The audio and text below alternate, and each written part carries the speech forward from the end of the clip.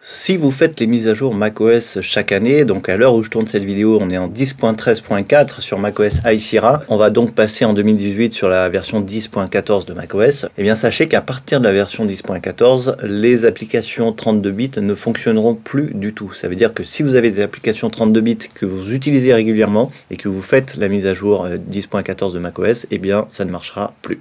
Donc comment savoir si vous avez des applications 32 bits ou 64 bits sur votre Mac? Eh bien il suffit d'aller dans le menu Pomme. À propos de ce Mac, vous cliquez sur Rapport Système et dans cette fenêtre, vous allez cliquer sur Applications dans le champ logiciel. Une fois que vous avez cliqué là-dessus, eh bien vous avez une liste qui va apparaître de toutes les applications qui sont installées sur le Mac. Donc ça peut prendre un petit peu de temps si vous en avez beaucoup.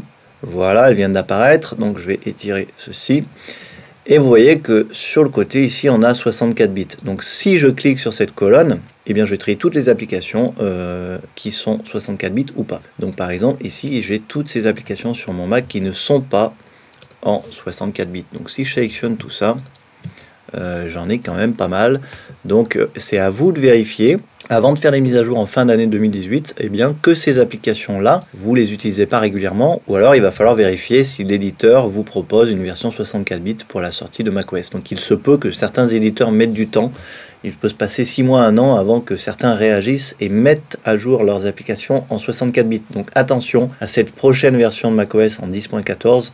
Encore une fois, les applications 32 bits ne fonctionneront plus du tout. Donc vérifiez bien cela avant de faire la mise à jour en fin d'année. Regardez dès à présent quels sont les logiciels 32 bits installés sur votre Mac. Voilà pour la petite astuce du jour, merci de l'avoir suivi. Comme d'habitude, n'hésitez pas à poser vos questions sur le sujet, n'hésitez pas également à vous abonner à la chaîne et au blog pour télécharger mon ebook gratuit. Et moi je vous dis à très bientôt pour la prochaine.